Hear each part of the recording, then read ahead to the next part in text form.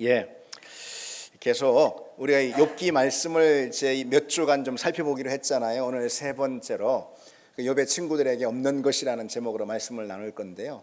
오늘 말씀 여러분 이 6장을 쭉 좀 읽어보셨는데 이게 여러분 무슨 뜻 같습니까? 여러분 읽어보셨습니까? 욥기 제가 나가면서 특별히 이번에 욥기에 집중하기 위해서 좀 여러분들이 각자 욥기를 많이 읽어오시라 좀 말씀을 드렸는데 저도 뭐 욥기를 참 숱하게 읽었습니다. 그런데 이번에 이제 욥기 말씀을 좀 몇 주간 나가면서 이제 한 주에 여러 차례 또 몇 차례 이렇게 욥기 말씀을 다시 좀 읽고 있는데 뭐 참 은혜가 다시 새롭게 일어나고요. 여러분들도 욥기 말씀을 뭐 이 기회에 또 뭐 이런 기회가 또 어디 있겠습니까? 읽어보시고 우리가 욥에 대해서는 잘 아시는데 근데 욥기는 잘 몰라요. 그냥 욥에 대해서 사실 오해하는 경우가 많이 있는 거죠. 실은 이번 기회에 여러분 욥기를 좀 읽으시고 특별히 오늘 이렇게 개역개정으로 이렇게 쭉 읽으셔도 좀 이렇게 안 와닿고 무슨 뜻인지 조금 헷갈리는 경우가 있죠. 여러분 욥기 이 말씀은 우리가 뭐 수십 차례 수십 주 동안 나가는 게 아니라서 몇 주만 볼 거라서 한 절 한 절 꼼꼼히 이렇게 좀 말씀을 이해하며 우리가 좀 이 말씀을 이 설교로 나누지 못하는 게 좀 아쉽긴 한데요. 대신 여러분들이 그 운문을 잘 살린 이 욥기가 그 3장부터 저 41장까지는 운문이라고 그랬잖아요. 시를 잘 살려놓아서 번역을 한 그런 이제 성경 번역본들 있죠. 뭐 이를테면 세번역 성경이라든지 뭐 우리말 성경이라든지 그런 번역서로 여러분 거듭해서 좀 말씀을 좀 묵상하시면 좋겠습니다.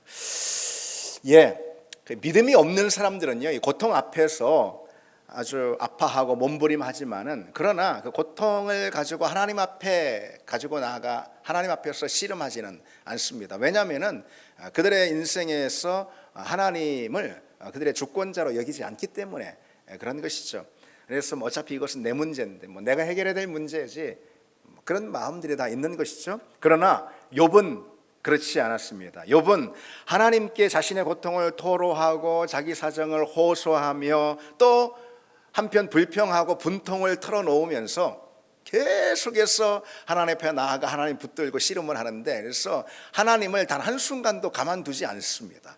욥이 그렇습니다. 왜 그렇죠? 욥에게는 하나님이 전부거든. 욥의 인생에 있어서 하나님이 전적인 주권자라는 이 사실을 욥은 믿고 있거든요. 그러니 욥이 붙들 수 있는 것은 하나님밖에 없는 거예요. 그래서 하나님 앞에 나아가서 사정하고 호소하고 때로는 탄식하고 불평을 쏟아놓으며 하나님께 막 닥달하고 있습니다. 욥이 계속해서 그처럼 이제 하나님께 이제 항변을 하는데요. 욥을 찾아온 이 세 친구들이요, 그러한 욥의 태도와 욥의 발언들을 지적합니다. 그런 신앙의 모습이 아니라고 지적을 합니다. 그로 인해서 욥과 욥의 이 세 친구 간에 일대쟁론이 벌어지는데 그걸 기록해 놓은 책이 바로 이 욥기다라고 할 수가 있습니다. 오늘 그에 관해서 좀 살펴볼 텐데요. 먼저 여러분 다시 한번 좀 상기하시기를 원하는 게 이 욥기가 어떻게 구성이 되어 있죠?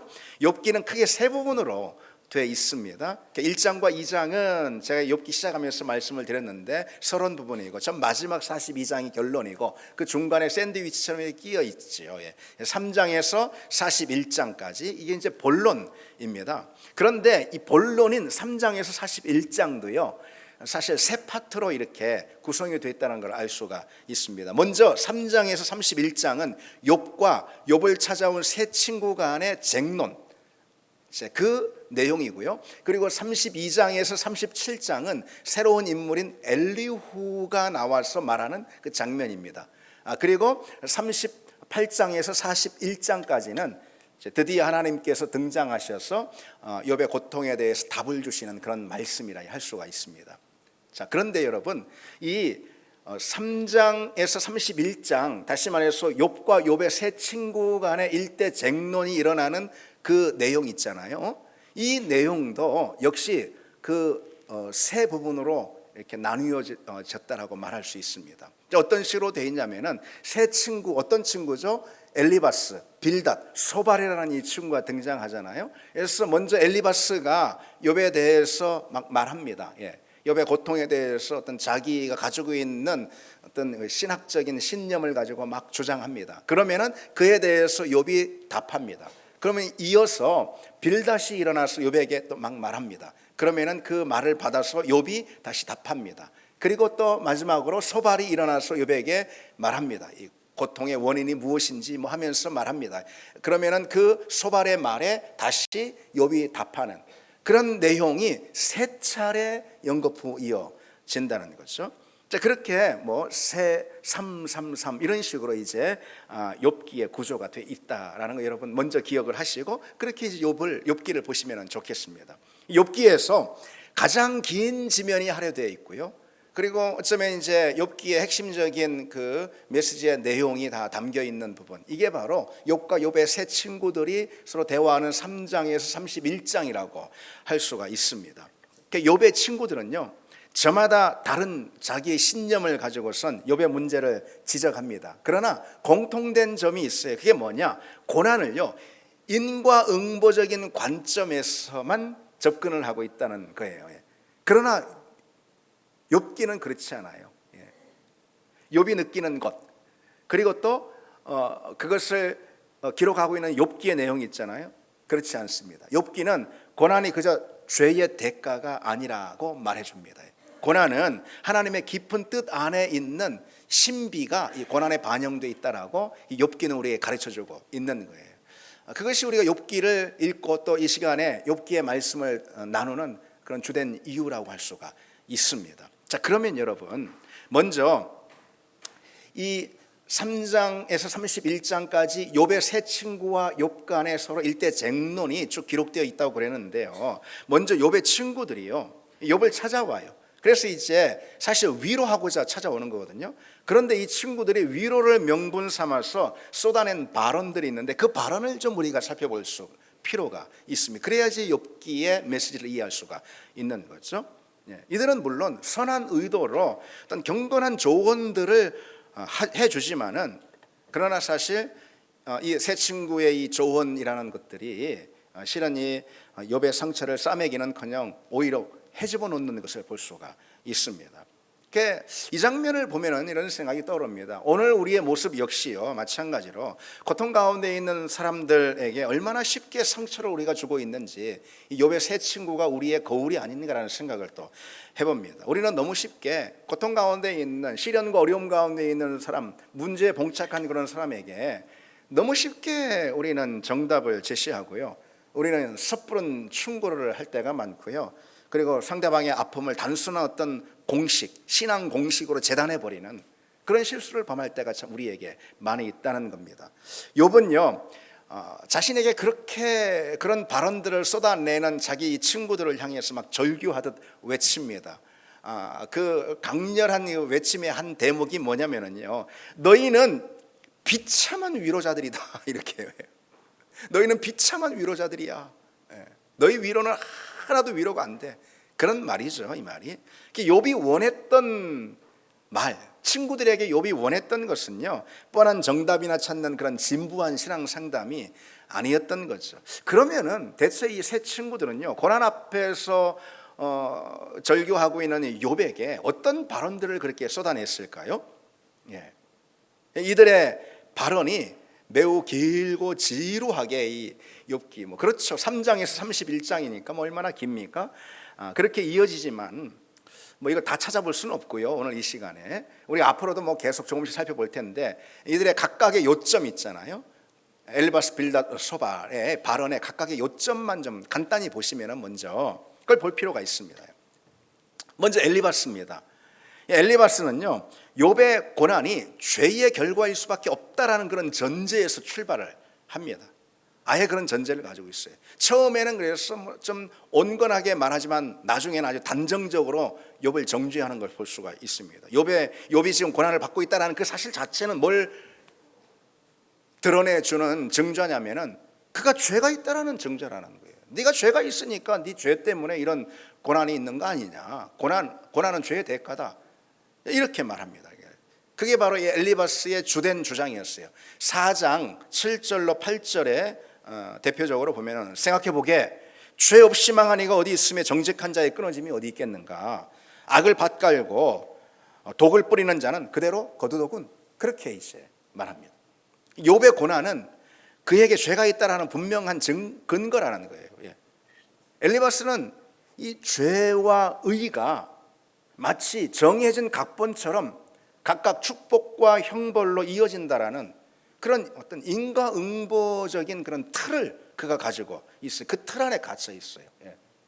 죄와 의, 이것은 각각의 정해진 각본대로 축복과 그리고 형벌로 이어진다. 이런 틀이 다 그에게 있는 거예요. 그 논리에 갇혀가지고 인생에서 겪는 어떤 고통의 복잡성을 이해하지 못합니다. 여러분, 고통이라는 것은요, 그것이 작든 크든 그것이 어떤 것이든요, 그저 한마디로 딱 정의할 수 있는 게 아니에요. 그 원인이든 또 그 과정이든 그것이 만들어내는 결과든 그냥 한마디로 단정적으로 고통은 이런 거야라고 이렇게 네가 당하는 고난과 실은 이런 거야 이렇게 단정적으로 그렇게 한마디로 말할 수 있는 게 아니에요. 고통이라는 것은 무엇이든 어떤 복잡성을 가지고 있다는 거예요. 그런데 그런 복잡성 또 고통이 우리에게 주는 신비가 있습니다. 왜냐하면 왜 신비라고 말하냐면 고통의 복잡한 고통의 자리에서 그 이면에서 일하시는 하나님의 손길이라는 것이 있거든요. 그 손길이 만들어내는 결과가 뭐냐면 신비인 거예요. 하나님의 헤아릴 수 없는 그런 섭리. 이들은요, 이 엘리바스, 특히 이 엘리바스는요, 오로지 그 인과응보의 그런 틀, 그런 논리에 갇혀서 말씀드린 그런 고통의 복잡성이나 신비나 하나님의 섭리 같은 것은 그냥 한 방에 무시해 버립니다. 그러니 이 엘리바스의 조언은 욥에게 어떻게 느꼈을까요? 어떻게 욥에게 느껴졌을까요? 인과율의 틀로 모든 것을 재단하는 아주 위험하고 폭력적인 단순화라고 할 수 있을까요? 한마디로 딱 이런 거 이렇게 말할 수 있는 게 아닌데 그건 상당히 욥이 느낄 때 폭력적인 단순화로 느껴질 수가 있었다는 거죠. 똑같습니다. 오늘 우리 역시 욥의 위치에 처한 사람에게 엘리바스처럼 그렇게 진단하고 또 막 함부로 조언하는 그런 우리의 모습이 사실 있을 수도 있다는 거죠.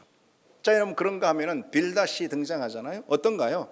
빌닷은요, 이렇게 한마디로 그에 대해서 말할 수가 있어요. 거창한 신학적 논리를 담아서 주장하는, 아는 건 참 많아요. 하나님에 대해서 오늘 우리로 보자면 성경에 대해서 뭐 줄줄 꿰고 있어요. 하나님을 너무 잘 알아요. 그러니까 대표적으로 25장 2절로 6절을 보면은요, 하나님은 권세와 위엄을 가지셨다. 그런즉 사람이 어찌 하나님 앞에 의롭다 하며 여자에게서 난 자가 어찌 깨끗하다 하랴. 보라, 달이라도 빛을 내지 못하며 별들도 그 앞에서 깨끗하지 못하겠거든. 하물며 구더기 같은 사람, 벌레 같은 인간이랴.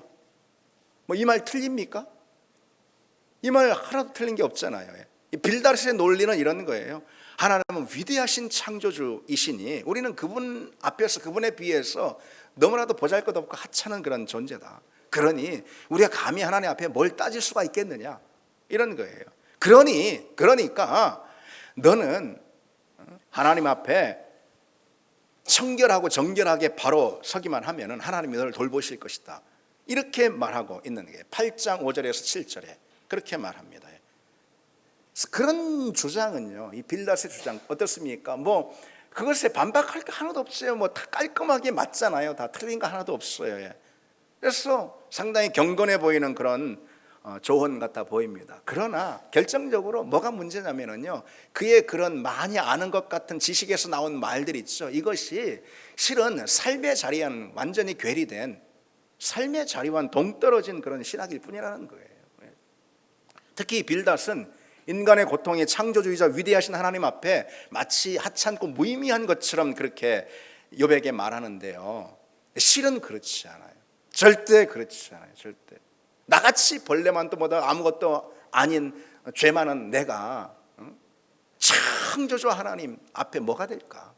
그분 앞에는 아무것도 아니지. 뭐 하나님 나 같은 거 뭐 눈 하나 깜빡이라도 하시고 나 같은 거 보실까? 우리 이런 생각 종종 합니다. 그러나 그렇지 않다는 거예요. 그거는 사단의 소리입니다. 성경은 그렇게 말씀하고 있지 않아요. 뭐라고 말씀하고 있습니까? 하나님은 우리 머리털까지 세시는 분이라고 성경은 말씀하고 있잖아요. 그리고 무엇보다도 하나님은 우리의 고통을 친히 몸소 체휼하신 분이라고. 그렇죠? 히브리서 4장 15절에 우리의 고통을 체휼하신 분이라고 말씀하고 있습니다. 그런 점에서 볼 때 이 빌닷의 발언은 전혀 맞는 말이 아닌 것이죠. 자, 그러면은 마지막으로 소발은 어떤 사람이에요? 이 소발은요, 이해할 수 없는 고통 가운데서 힘들어하는 욥에게요 이렇게 권면하고 있습니다. 이 권면도 얼마나 나이스한 권면인지 몰라요. 내 마음을 바르게 하고 악에서 손을 떼면 괴로운 일을 이제 다 잊게 될 것이고 내 인생이 대낮같이 밝게 되리라. 고통의 자리에서 이 고통 정말 이해할 수가 없습니다. 이건 부당한 고통입니다 하면서 막 씨름하고 절규하는, 탄식하는 그런 자기 친구 앞에서 뭐 이렇게 막 참 나이스한 말들을 늘어놓고 있습니다. 특별히 이 소발의 세계관은요 어떠냐면요, 선과 악, 의인과 죄인이라는 이 흑백 논리로 명확하게 구분되어 있는 그런 세계라고 할 수가 있어요. 이 소발의 세계관은. 그러니 그가 볼 때에 욥의 고통이라는 것은 분명 어두운 부분이죠. 따라서 욥에게 제시할 해결책이 아주 쉽고 명확한 거예요. 간단해요. 뭐예요? 네가 하나님 앞에 바로 서. 그러면은 잘 될 거야. 이런 거예요. 지금 왜 이렇게 어려움 겪고 있지? 네가 하나님 앞에서 바로 안 서서 그런 거야. 한마디로 말해서 이 소발의 긴 발언의 내용들의 요점은 그런 것입니다. 이 소발은 멋진 말로 권면하는 것 같지만요, 욥이라는 친구, 욥이라는 한 인간의 이런 신음소리를 듣기보다 자신이 믿는 선과 악의 틀에 이 욥의 상황을 끼워 맞춰서 그를 비난하고 정죄하고 있는 것이죠. 특히 소발에게 선과 악은 마치 흙과 백처럼 너무나도 명명백백해요.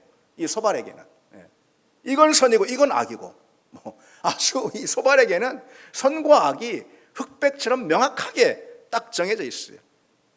그 선과 악을 그렇게 명확하게 기준을 내고요, 그 기준을 욥에게 일방적으로 이렇게 적용합니다. 그러면서 하나님 앞에 네가 선하면 된다라고 이렇게 욥을 몰아세우고 있는 거죠. 고통 가운데 있는 욥을요. 그리고 잘못을 바로잡기만 하면은 하나님이 너를 다 회복시켜 주실 거야. 뭐 그렇게 충고합니다. 이런 소발의 조언은요 어떻게 이해할 수 있을까요? 고통의 현실을 무시한 냉정한 어떤 신앙 공식, 기계적인 신앙 공식, 이 정도로밖에 이해할 수가 없습니다. 욥이 그런 말들을 듣고 여러분 어땠을까요? 엘리바스, 빌닷, 소발의 이런 그냥 속 터지는 말을 듣고 안 그래도 힘들고 죽겠는데, 안 그래도 재산도 다 잃고 자식도 심지어 다 잃고 그리고 몸은 병들어가지고선 이렇게 고통 한복판에 있는데 이런 정말 신학 강의를 지금 듣고 있으니 욥 입장에서 복장이 터질 그런 일이죠. 요약을 하면은 이 세 친구 요약을 하면은 뭐 너무 나쁘게 말을 했지만은 그러나 이 세 친구의 모습들이 오늘 우리의 거울이라는 점을 한번 돌아보시기 바랍니다. 이 엘리바스는 회개만을 강조하는 어떤 문자적 근본주의자예요. 빌닷은요 신학사상만 아주 거창한 그런 지성인이에요. 소발은 자기의에 빠진 도덕주의자다 이렇게 말할 수가 있습니다.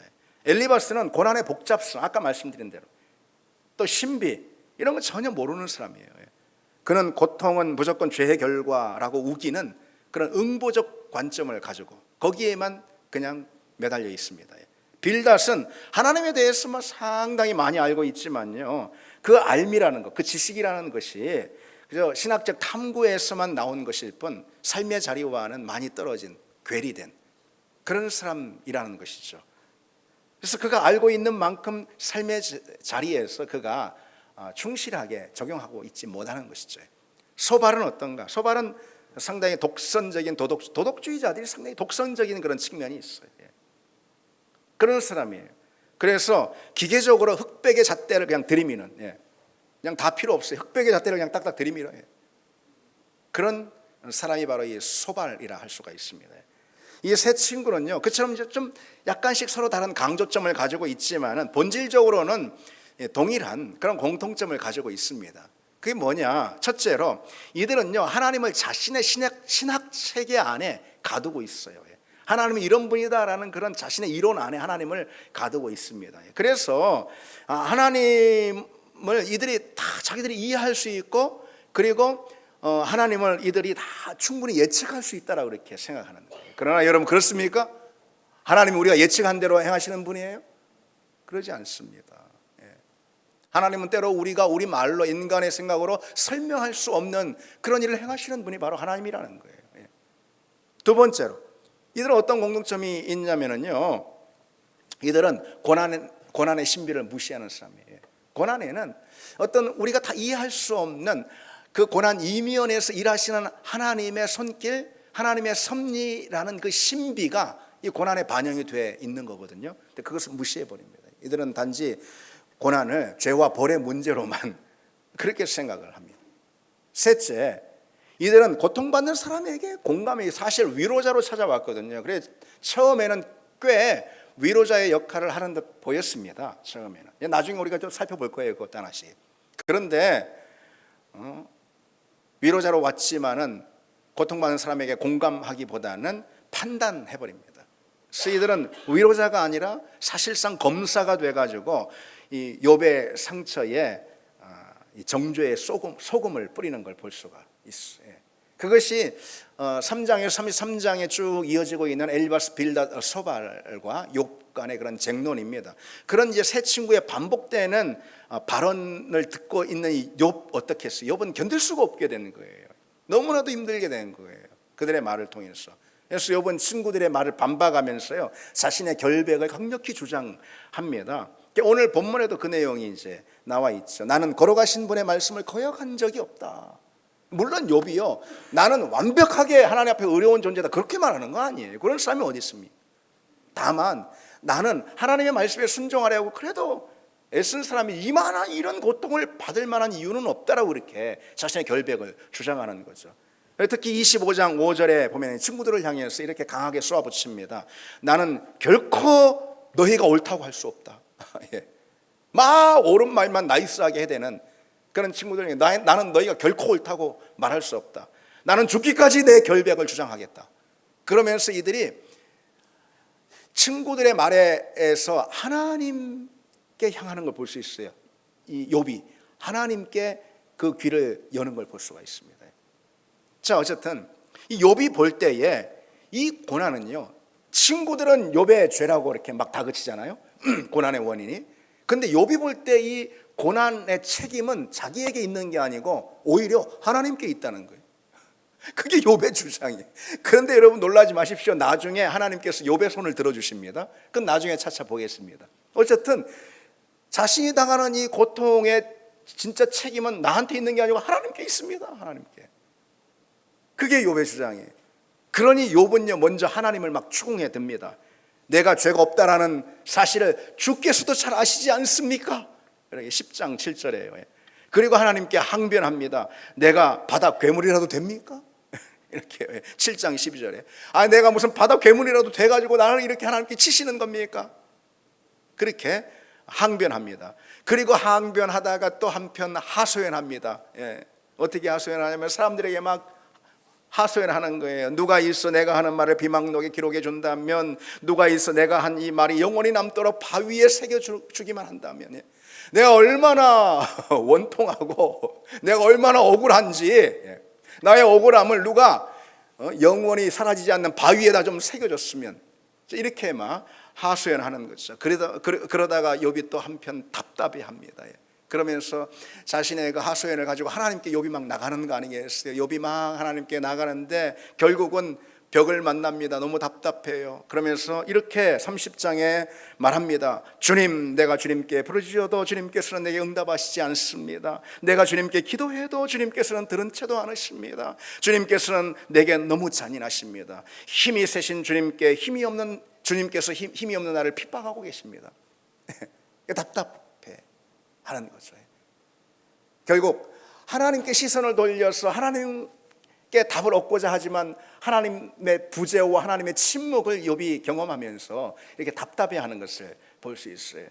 무엇보다 이 욥은요, 이 자신이 받는 이 고통이 그 하나님 앞에 행한 자신의 죄의 결과라고 이렇게 주장하고 있는 그 친구들, 이 친구들을 향해서요 이렇게 반박하는 걸 볼 수 있어요. 21장 대표적으로요 7절로 13절에요 좀 길지만 읽어드리겠습니다. 어찌하여 악한 자들이 잘 사느냐? 어찌하여 그들이 늙도록 오래 살면서 번영을 누리느냐? 어찌하여 악한 자들이 자식을 낳고 자손을 보며 그 자손이 성장하는 것까지 본단 말이냐? 그들의 가정에는 아무런 재난도 없고 늘 평화가 깃들며 하나님마저도 채찍으로 치시지 않는다. 그들의 수소는 틀림없이 새끼를 베게 하고 암소는 새끼를 벨 때마다 잘도 낳는구나. 어린 자식들은 바깥에다 풀어놓으면 양떼처럼 뛰놀구나.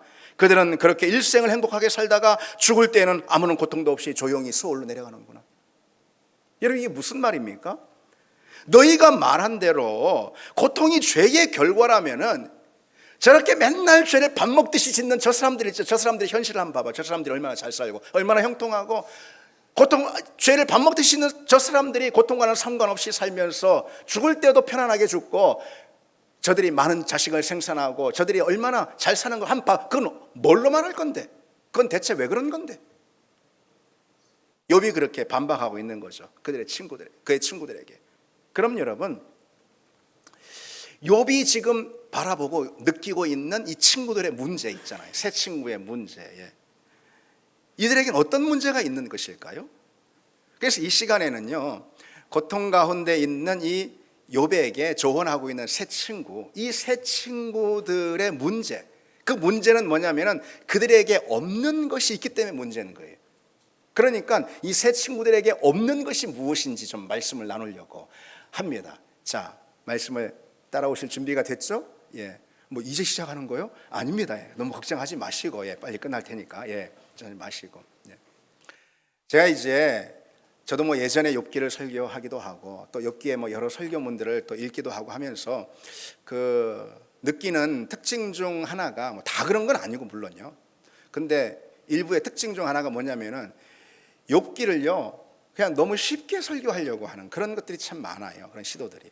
욥기가 좀 어렵다고 느껴지니까 성도들이 욥기를 다 파고들고 뭐 설교하면 욥기를 다 성도들이 지루해하고 어려워할 거라고 설교자가 느끼기 때문에서 그런지 몰라도 이 본문은 거의 잘 살펴보지 않고 그냥 고통이라는 주제에 관해서 그냥 자기가 막 얘기하는 거예요. 그런 것은 뭐 그러려면 굳이 욥기 말씀을 우리가 본문으로 둘 필요는 없잖아요, 그렇죠? 우리가 기왕 제가 몇 번 강조하지만은 욥기를 몇 주간 나가니까 안 그래도 좀 무거운 주제를 나가는데 말이지 뭐 여러분 그러지 마시고 왜 이렇게 그냥 좀 어렵냐 하지 마시고요. 잘 따라오시면은 그래도 제가 막 쉽게 하려고 애를 많이 썼습니다.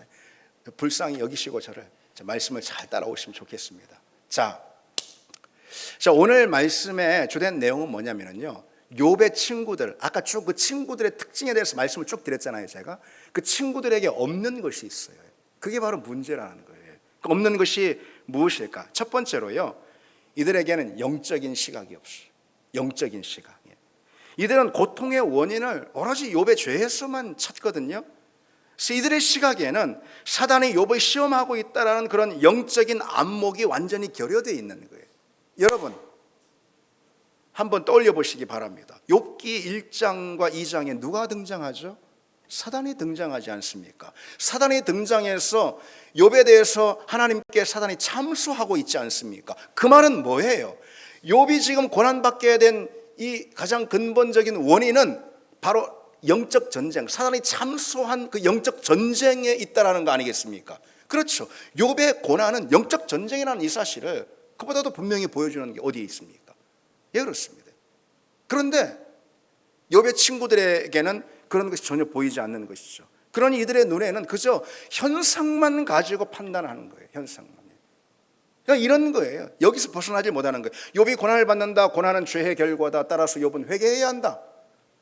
그저 이것이 이들이 가지고 있는 논리의 전부인 것입니다. 이들의 시각에는 영적 전투라는 차원이 완전히 누락되어 있어요. 그러니 사단의 참소도, 그리고 고난을 허락하신 그런 하나님의 뜻, 하나님 뜻이 있을 거 아니에요. 괜히 너 욥 한번 뒤지게 고통 좀 받아봐, 이런 거 아니잖아요. 하나님의 뜻이 있을 거 아니에요. 그렇죠? 고난 이면에서 일하시는 헤아릴 수 없는, 보이지 않는 하나님의 손길이 있을 거 아니겠어요. 이런 거예요. 영적인 차원, 이런 거 전혀 보이지 않는 거예요. 전혀 보이지 않는 거예요. 하지만 여러분가 기억해야 될 것이 있습니다. 이 욥기의 무대는요, 그저 인과 응보의 무대가 아니에요. 이것은 영적 전투의 무대가 바로 욥기의 무대라는 이 사실부터 우리가 기억해야 합니다. 분명한 사실은요, 고난과 시련은 가장 중요한 영적 전투의 한 현장이라는 거예요. 고난과 시련이 가장 중요한 영적 전투의 현장이다. 베드로전서 5장에 뭐라고 말씀해요? 여러분 잘 아시는 말씀이잖아요. 근신하라 깨어라 너희 대적 마귀가 우는 사자같이 두루 삼킬 자를 찾나니 너희는 믿음을 굳건하게 하여 그를 대적하라. 이는 뭐라고 하냐면 이는 세상에 있는 너희 형제들도 동일한 고난을 당하는 줄 알미라 그랬습니다. 그렇습니다. 고난이라는 것은 사단이 활동하는 무대가 될 수 있네요. 어느 무대보다. 사단은 물론 우리가 행복할 때든 편안할 때 언제든 활동합니다. 그리고 사단의 시험, 사단이 틈을 노리는 것은 무엇이든 다 틈이 될 수 있습니다. 그러나 그 어디보다도 우리가 쉽게 넘어질 수 있는, 쉽게 하나님을 떠날 수 있는 그런 자리, 고통의 자리, 고난의 자리, 시련의 자리인 거죠. 그 자리만큼 사단이 활동하는 무대도 더 없는 것이죠. 따라서 고통은 우리 성도의 입장에서 볼 때 영적 전투의 현장인 것입니다. 그래서 고난은 우리에게 믿음을 증명하고 사단의 참소, 욥기 보면 사단이 참소하잖아요. 그 참소를 꺾어버리는 영적 전투의 필드인 것입니다. 그래서 영적인 시각을 우리가 가지고 고난을 봐야 하는 거예요. 항상.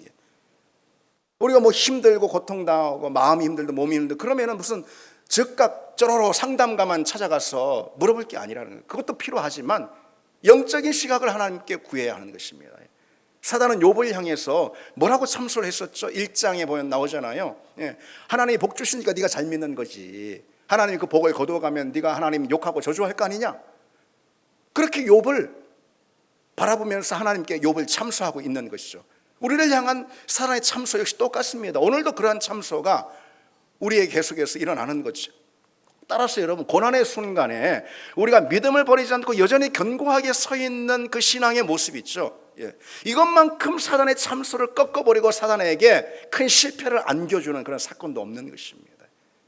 고난은 영적 전투의 현장인 거예요. 고통 중에도 믿음을 지키는 이 인내야말로 우리 하나님 앞에 안겨드릴 수 있는 가장 큰 승리라는 것입니다. 여러분, 우리가 이 사실을 기억하면서 고통, 어려움, 문제, 시련, 그것이 무엇이든 그 자리, 그게 크고 작든 그 자리에서 이것이야말로 영적 전투의 필드라는 것을 잊지 않기를 바랍니다. 여러분, 이 사실을 알아야 합니다. 그리고 진짜인지 판단하는 가장 확실하고 어쩌면은 그 유일한 시험은요, 상실과 고통이에요.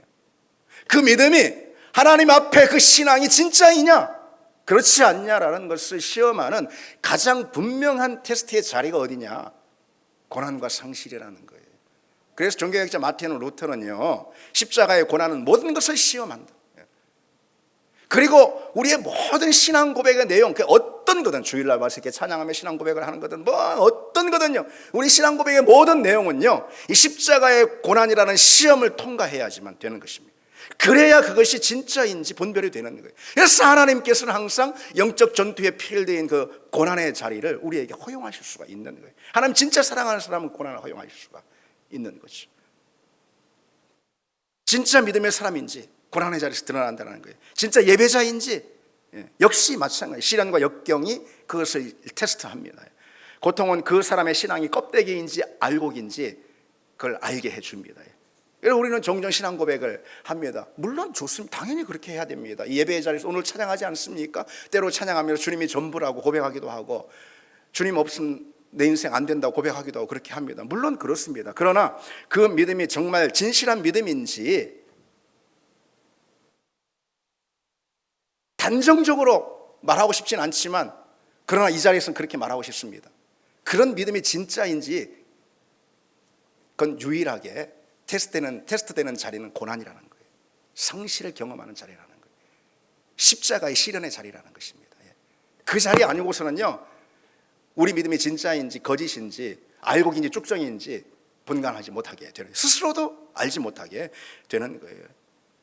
그래서 여러분, 고난으로 우리는 테스트 만나는 이 사실을 기억하시기 바랍니다. 그러니 고난은 영적 전투의 현실인 거예요. 고난의 자리에서 무너지고 우리 믿음이 꺾여버릴 때 우리의 믿음은 진짜가 아니라는 것입니다. 고난의 자리를, 그래서 여러분, 우리는 영적 전투의 현장으로 우리가 깊이 인식하고요, 더욱 그 고난의 자리에서 하나님과 더불어 싸우고 하나님 안에서 싸우는 그런 여러분 다 되시기를, 그리고 이기는 여러분 되시기를 바랍니다. 이기는 여러분 되시기를 바랍니다. 두 번째로, 이 고난을 대하는 새 친구들에게 없는 것, 그럼 뭘까? 그것은 기다림이 없습니다. 이들에겐 기다림이 없어요. 골절이 되면 회복하게 되는데 시간이 필요하지 않습니까? 마찬가지예요. 고난과 시련 역시요. 그것이 무엇을 우리에게 가져오는지 그건 기다려야 알 수 있는 거예요. 시간이 필요한 거예요. 세상에서 여러분 즉시 되는 것은요, 그건 무슨 즉석김밥하고 3분 짜장밖에 없습니다. 즉시 되는 것은 우리 정말 소중하고 가치 있고 정말 중요하고 의미 있는 것은요, 다 시간이 필요해요. 그래서 기다려야 하는 것입니다. 예. 신학자인 크레이그 바르톨로미우라는 신학자가요, 이런 통찰을 합니다. 욥기에 대한 중요한 책을 썼는데 이분이 욥의 고난은 마침내 끝난다.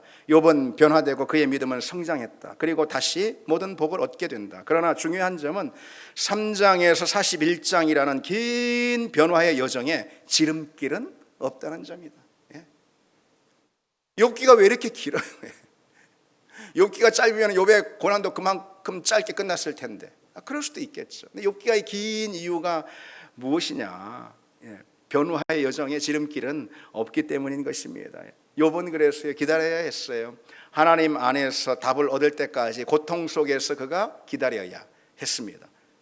그러나 욥의 친구들은 그렇지 못하는 거예요. 욥의 친구들에게는 그런 기다림이라는 고난 앞에서의 이 시각이 없습니다. 오로지 현재만 고정되어 있어요. 그 시선이 현재 당하는 고통으로 다 판단하는 거예요. 그들의 판단 기준은 현재에 있습니다. 그러니까 현재 보니까 잘 되고 형통하고, 그럼 넌 믿음이 좋은 거네. 현재 어렵고 문제를 만나고 장애를 겪으면 그럼 넌 믿음에 문제 있는 거 아니야? 이들의 판단 기준 잣대는 뭐예요? 오로지 현재만 있습니다. 신학자 크리스토퍼 애쉬라는 사람이요, 욥의 이 친구들, 이런 욥의 친구들에 대해서 이렇게 지적하고 있어요. 이들의 논점은 마치 슬롯머신 왜 있잖아요, 왜 도박할 때 하는. 이들의 논점은 마치 슬롯머신 같다. 선을 투입하면은 복이 쏟아지고 악을 투입하면은 독이 쏟아진다. 예. 물론 성경도요, 심은대로 거둔다라고 말씀하고 있고, 성경은 결코 인과 유를 무시하고 있지 않습니다. 그러나 이 판단이라는 것은 지금 하는 게 아니에요. 지금이라는 것을 딱 보고 지금이라는 기준으로 판단할 수 있는 게 아니라는 거죠. 판단은 지금 하는 게 아니에요. 기다려야 되는 거예요. 기다려야 되는 거예요. 인생에 여러분, 복음세우에는 알곡과 가라지가 다 함께 자라지 않습니까? 그래서 가라지가 있다고 지금 판단하는 건 아니잖아요. 그렇죠? 따라서 인과응보가요, 지금 현재 내 삶의 자리에 즉각적으로 이루어지는 건 아니에요. 예. 그래서 섣불리 판단해서는 안 된다는 거예요. 저 사람이 고통 가운데 있으니 뭐 문제가 있지. 저 사람이 형통하고 잘 되는 거 보니 신앙이 좋다. 뭐 요즘 새벽기도 나오더니 뭐. 예. 그런 게 아니라는 것이죠. 예. 욥은 그 깊은 고통의 터널을 지나면서 기다려야 했습니다. 욥기를 보면은요, 이 욥의 친구들이요, 욥에게 계속해서 어떤 자기들의 논리, 자기들의 이 신념, 이것을 펴는 그런 대목이 길고 지루하게 이어집니다. 그게 이제 욥기의 상당 부분이에요. 그럼에도 불구하고 아무것도 달라지는 것도 없고 전혀 앞으로 진보하고 나아가는 것도 전혀 없이 그저 이들의 주장만 계속해서 반복되는 걸 볼 수 있습니다. 그러니 이 친구들의 이런 말에, 이게 욥이 뭐 위로는커녕요, 친구들의 이런 말이 욥에게 도움이 되겠습니까? 도움이 안 돼요. 그러나 여러분, 이런 지루한 논쟁의 와중에도요, 무엇인가가 일어나고 있음을 우리는 욥기를 통해 확인할 수 있어요. 욥기를 우리가 읽어보면은 그 3장 31장 더 나아가 41장까지요, 이 지루한 그런 논쟁과 논박의 이런 과정 안에서 아무것도 한 걸음도 나아가지 않고 변화되는 건 아무것도 없어요. 친구들을 보면은. 그러나 뭔가 달라지고 있는 것이 있어요. 다시 말해서 친구들은 여전히 자기들의 신념에 빠져 있지만은 욥은 달라지기 시작합니다. 욥은 어떤 점이 달라질까요? 욥이 죽고 싶은 고통 가운데 욥이 있고 그 죽고 싶다고까지 욥이 말하지 않았습니까? 그렇지만은 이 고통 속에서도 결국은 견디고 기다리며 하나님의 응답을 향한 씨름을 포기하지 않는 그 믿음만이 결국은 내게 소망이다라는 이 믿음을 욥이 붙들게 되는 거예요. 한마디로 말해서 욥에게 있어서 어떤 변화가 찾아오는데 처음에는 즉각적인 답을 하나님께 요구했어요. 그러나 기다려야 한다. 기다리고 끝까지 인내하면서 하나님 삿발을 붙든 그 씨름을 놓지 않은 그때에 하나님 반드시 응답하실 것이다. 마침내 응답하실 것이다. 이 기다림의 신앙이 욥에게 주어진 변화였습니다. 그리고 마침내 하나님이 욥에게 응답하시지 않습니까? 욥의 그 긴 기다림 가운데 하나님이 등장하시지 않습니다. 바로 그것이죠. 이 세 친구들에게는 이 기다림이라는 것이 이 고난 한복판에서 없었습니다. 우리 신앙의 자리에서 특히 고난과 고통 여러 시련의 자리에서 우리에게 필요한 시각이 무엇일까? 기다림이라는 것입니다. 하나님은 기다리는 자에게 응답하시는 줄 믿습니다. 마지막으로 하나 더 보시면은 이 고난에 대해서 이 세 친구에게 없는 것이 뭔가를 찾아보고 있는데요. 그것은 십자가예요. 이들에겐 십자가가 없습니다. 우리는 욥기를 볼 때마다 여러분 이 중요한 사실을 잊지 말아야 합니다. 항상 욥기를 볼 때마다 욥의 이야기는요 그 자체로 완결된 이야기가 결코 아닙니다. 그러면 고통이 무엇인지 온전하게 설명하는 책이 아닌 거예요. 욥의 이야기는 그 자체로 완결된 이야기가 아니라는 거죠. 더 위대한 욥이신 예수 그리스도의 그 이야기를 지시하는 이정표, 그게 바로 욥기라는 이 사실을 우리 욥기를 읽을 때마다 놓치지 말아야 합니다. 예수 그리스도는 욥의 길을 걸으셨죠. 따라서 고통의 궁극적인 해답은 누구에게 있느냐? 예수 그리스도에게 있다. 아멘. 그분의 십자가에 있다. 이것입니다. 세 친구들의 이 주장은 한마디로 부당하게 당하는 고통은 없다라는 거예요. 애매히 당하는 고통은 없다. 다 뭔가 이유가 있지. 네가 잘못해서 그런 거지. 세 친구들의 주장 요약하면 바로 그런 것입니다. 그렇다면 여러분 한번 생각해. 그 주장이 맞다면 한번 생각해 보세요. 부당하게 당하는 고통이 없다면요 십자가도 없는 거예요. 그렇지 않습니까? 예수 그리스도께서 십자가에서 당하신 고통은 어떤 고통입니까? 마땅한 고통이 아니잖아요. 그분께는 부당하고 애매히 당하는, 그래서 그분 입장에서 이해할 수 없는 고통이 바로 십자가의 고통 아니겠습니까? 그렇죠. 그래서 이 세상에서는 부당하게 당하는, 애매히 당하는, 이해할 수 없는 고통은 없어. 다 뭔가 이유가 있지 라고 말한다면 십자가가 없는 것입니다. 십자가가 사라지게 되는 것이죠. 애매히 당하는 고난이 없다면 십자가는 설명되지 않는다는 것이죠. 십자가의 고난이야말로 애매히 당하는 고난이 있다라는 이 사실을 그 무엇보다도 강하게 웅변해주고 있는 그런 사건입니다. 그리고 여러분, 이 십자가가 없다면, 그러니까 다시 말씀드리면 애매히 당하는 고난이 없으면 십자가가 없는 것이고, 그렇죠? 예. 그리고 십자가가 없다면 구속하는 고난도 없는 거예요. 우리의 모든 고난과 고통은요 정말 다 불의한 것이고 정말 다 불합리한 것이 되고 마는 거예요. 다 인생의 쓰레기통에 다 넣어버려야 할 것이 되고 마는 거예요. 십자가가 있기 때문에, 십자가의 고난이 있기 때문에 구속하는 고난, 다시 말해서 소망을 바라볼 수 있는 고난이 우리에게 있다는 것이죠. 여러분, 우리가 이 사실을 알아야 합니다. 애매히 당하는 고난, 이해할 수 없는 그런 삶의 고통들, 이것은요 구속의 역사를 위한 자리일 수가 있다는 거예요. 그런 고난일 수가 있다는 거예요. 내가 이해할 수 없는 어떤 고난, 어려움, 형편들, 사정들, 이런 걸 우리가 당하고 있다면 그것은 나를 향한 하나님의 구속의 손길이 지금 나는 다 이해하지, 나는 한꺼번에 다 보지 못하지만은 물밑에서, 배후에서 그 하나님의 구속의 손길이 내게 지금 진행되고 있다라는 이 분명한 사인이 뭐라는 거예요? 뭐라는 것입니까? 고난이라는 것입니다. 고난이 그것을 가르쳐 주는 거예요. 고난이 뭘 가르쳐 주고 있습니까? 고난은 구속하는 고난. 왜? 그 고난은 십자가의 고난이기 때문에 우리 신자의 고난은, 따라서 고난은 구속하는 고난이에요. 그렇기 때문에 우리가 고난 중에 있다라는 이 사실은요, 고난 그 이면에 내가 다 알 수는 없지만은 하나님이 일하시는 하나님의 섭리의 손길이 있다라는 그 사실을 보여준다는 것입니다. 그래서 우리는 고난 중에도 감사할 수 있는 거예요, 여러분. 고난 중에도 우리는 소망과 영광을 바랄 수가 있는 것입니다. 여러분, 말씀드린 이 사실이 뭘 우리에게 궁극적으로 말해주는 걸까요? 고난을 이해하는 거 있잖아요. 궁극적으로 고난을 이해해 주게 하는 거, 그 자리는 십자가라는 것을 말해줍니다. 고난에 대해서 궁극적인 이해는 어디에서 그 답은 찾을 수가 있느냐? 십자가에서 찾을 수 있다는. 십자가 없으면 고난은 대체 이해가 안 돼. 어떤 고난이든. 아니 여러분, 자기 개인적으로 생각을 할 때 그때 마땅하고 정당한 고난이 사실 몇이나 되겠습니까? 다들 부당하다고 말하고 애매하다고 말하고 그러지 않겠어요? 십자가가 없으면 그런 거예요. 예수 그리스도 십자가만이 고난에 대한 바른 해석을 우리에게 주기 때문입니다. 십자가 없이 고난을 바라보면요, 고난은 부당하고 불의하고 불합리한 그런 것이 될 수밖에 없어요.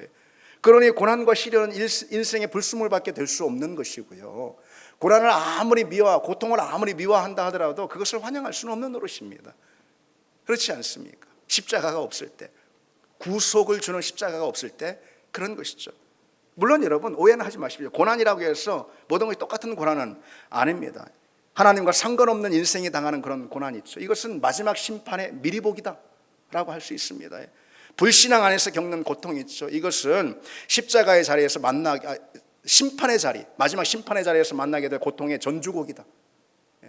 그래서 믿음과 상관없는 고난은 형벌일 뿐입니다. 그러나 이 성도의 고난은 다른 거예요. 여러분이 당하는 고난은 다른 거예요. 성도가 믿음 안에서 만나는 고난은요, 그리스도의 십자가를 붙드는 인내와 부활의 승리를 향해 나아가는 그런 걸음이 된다라는 것이죠. 그래서 여러분 바울이 이렇게 당당하게 말하고 있잖아요. 로마서 8장에 우리가 그와 함께 영광을 받기 위하여 고난도 함께 받으리라. 그와 함께 영광을 받기 위하여 고난도 함께 받으리라. 다시 말해서 고난을 받는 이 자리는 결국은 영광을 향해 나가는 걸음이라는 것이죠. 따라서 이 욥의 이 고난은요, 오직 예수 그리스도 십자가 안에서만 이해할 수가 있어요. 십자가가 없으면 우리는 고난을 해석할 수가 없습니다. 우리가 성도로서 믿음 안에서 겪는 모든 고난은 다 그리스도의 남은 고난을 우리가 받는 거라는 것이죠. 그러니 십자가 안에서 우리가 고난을 바라볼 때 고난이 맺는 그 열매, 고난이 가져오는 그 성취를 우리가 비로소 기대할 수가 있는 것입니다. 그와 같은 한 이야기를 제가 들려드리고 말씀을 마치기로 하겠습니다. 1967년에 좀 오래됐죠? 17살밖에 되지 않은 소녀, 참 꽃다운 나이, 이 소녀 조니 에릭슨이라고 있습니다. 조니 에릭슨 타다.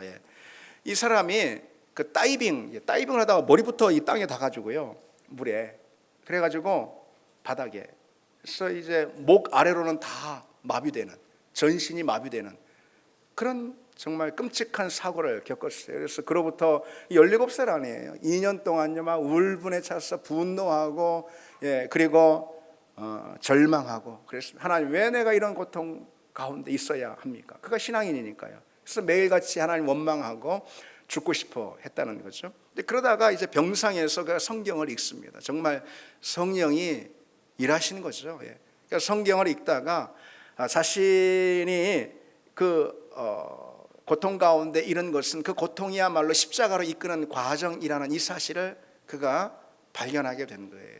믿음의 눈으로 발견하게 된 거예요. 그리고 고백합니다. 휠체어가 저를 그리스도께 더 가까이 데려갔습니다. 건강했을 때는 결코 알지 못했던 그분의 임재를 고통 속에서 경험했습니다. 제 연약함이 그분의 능력이 드러나는 무대가 됐습니다. 이렇게. 그 이후로 55년 동안, 무려 55년 동안 휠체어를 이제 타고 휠체어에 앉아 있습니다. 그러나 이 조니는 전 세계를 다니면서 수백만 명에게 뭐 간증하고 또 책을 쓰고, 저도 그 책을 읽어봤는데 책을 쓰고 그게 소망의 복음을 전합니다. 그리고 조니 앤 프렌즈라는 그런 장애인 그런 장애우 단체를 설립해서 또 큰 일들을 하고 있고요. 그래서 이렇게 말합니다. 만일 제가 걸을 수 있다면 제 삶은 결코 이런 열매를 맺지 못했을 것입니다. 제 고통은 십자가 안에서 구속의 도구가 되었습니다. 그래서 저는 제 휠체어를 은혜의 좌석이라고 부릅니다. 은혜의 좌석이라고 부릅니다. 고통의 현장, 고통이 만들어낸 그 결과 앞에서 이와 같은 신앙 고백이 빚어지는 그런 우리 삶이 되기를 바랍니다. 이제 말씀을 맺겠습니다. 고난은 핵심적으로 믿음의 승리를 목표로 하는 영적 전투의 현장이다. 이 사실 여러분 기억하셔야 되고요. 두 번째로 고난 가운데 견디고 기다리는 그런 인내의 믿음, 이것이야말로 우리가 상상도 하지 못하는 하나님의 그런 섭리의 손길을 가져온다라는 이 사실 기억하시고요. 마지막으로 십자가 안에서 우리가 고난을 바라볼 때만 고난이 이루는 성취와 열매를 우리는 소망할 수 있다는 이 사실 기억하시길 바랍니다. 우리 같이 찬양 드리겠습니다.